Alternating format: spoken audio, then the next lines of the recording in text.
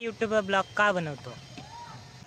मी जॉबला पण आहे, पण पेमेंट क बरोबर आहे, पण तरी पण लग्न झाल्यानंतर मी छोटे-छोटे कामासाठी मी मोठे-मोठे लोन काढले. मग घरच्यांना पण माहीत नाही, मलाच माहिती. मग 1 वर्ष मी भरले बरोबर हप्ते आणि पगार होता तेवढा बरा.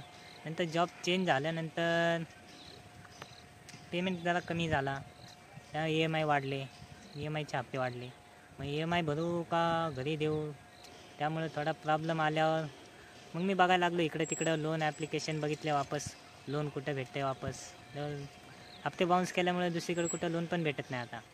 मग म्हणलं होतं आता यूट्यूबवर थोडे ब्लॉग काढून तिथून थोडेफार पैसे आले तर ठीक आहे, EMI जातील यूट्यूबच्या पैशाने. म्हणून मी ब्लॉग, शॉर्ट्स व्हिडिओ यूट्यूबवर चालू केले. 2 वर्ष झालं यूट्यूबवर व्हिडिओ काढतोय, शॉर्ट्स व्हिडिओ काढतोय. चॅनल हाफ मॉनिटाईज झालं आहे, पण फुल मॉनिटाईज झालं नाही अजून. त्यासाठी करतो आहे अजून प्रयत्न. बघू मग मग नॉर्मल लाईफ आहे. नॉर्मल लाईफमध्ये म्हणलं तरी रोज काय ब्लॉग काढणार. रोज कामावून घरी येतो आहे, आई बायकोला म्हणते व्हिडिओ काढू. तरी काढते, छोटे-मोठे काढते व्हिडिओ. पण रेग्युलर व्हिडिओ काढायला मनच होत नाही. आणखी हे टेन्शन येते वापस EMIचं. हप्ते जवळ आले की टेन्शन येते.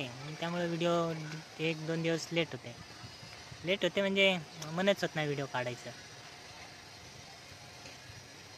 म्हणून 2-3 दिवस येतात व्हिडिओ रेग्युलर.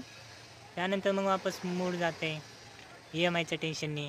घरी पण पैसे लागतात थोडेफार. कुणी काय मागितलं की मग पैसे नसल्यावर विचार करत बसते. मग त्या व्हिडिओचं पण तसं डिले होते, मागं पडतात व्हिडिओ. असं कंटिन्यू व्हिडिओ टाकायला हे होते, प्रॉब्लेम होते. लग्नामध्ये रिंग केले होते मला आणि माझ्या बायकोला. मी दोन्ही रिंग विकल्यात. ते घरच्यांना पण माहीत नाही अजून. असं कॉन्फिडन्स पण नाही आहे की असं पब्लिकमध्ये ब्लॉग हे काढू. आता पण ब्लॉग आलो आहे तर मी कुठं बसलो आहे बघा. जिथं बसलं आहे तिथं कोण बघणार नाही. तरी वाटते मला की कोण खिडकीतनं बघत असेल म्हणून. जाऊ दे आता, बघू दे. आणखी EMIचे हप्ते तर मला भरायचे म्हणून ब्लॉगिंग चालू करतो आहे आता कंटिन्यू.